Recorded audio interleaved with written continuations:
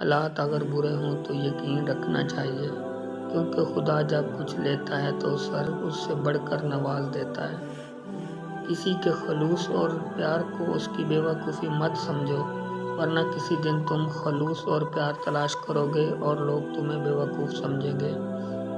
اچھا انسان وہ ہے جو کسی کا دیا ہوا دکھ اور درد تو بھول جائے، مگر کسی کی دی ہوئی محبت کبھی نہ بھولے۔ دنیا کی سب سے بہترین، خوبصورت اور حسین نعمتوں میں سے ایک نعمت نماز ہے۔ جو سکون اس میں ہے ویسا سکون اور کہیں نہیں۔ جب تم بغیر کسی وجہ سے خوشی محسوس کرو تو یقین کر لو کوئی نہ کوئی کہیں نہ کہیں آپ کے لیے دعا کر رہا ہے۔ ہر انسان کی عزت اور اس سے محبت کرو، کیونکہ ہر انسان میں خدا کی کوئی نہ کوئی صفت موجود ہوتی ہے۔ جب آپ رب سے محبت کرتے ہیں تو وہ آپ کے دلوں میں صرف انہی لوگوں کو بسا دیتا ہے جو آپ کی محبت کے قابل ہوتے ہیں۔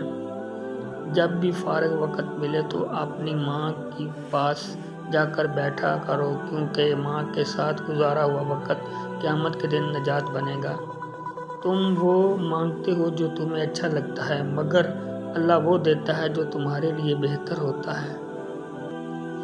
بہترین لوگ بہترین نیت رکھتے ہیں، جس کی وجہ سے رب ان کے تمام کام سنوارتا ہے، اور جس کا کام رب سنوار دے اسے کوئی نہیں بگاڑ سکتا۔ صبر سے گزر کرو، اللہ تمہارا یقین کا امتحان لیتا ہے۔ وہ تمہیں سزا نہیں دیتا، وہ بس تمہیں قریب لانے کے لیے آزماتا ہے۔ دھوکہ دینے کے ہزار طریقے ہیں، لیکن سب سے گھٹیا طریقہ محبت اور ہمدردی کا دکھاوا کرنا ہے۔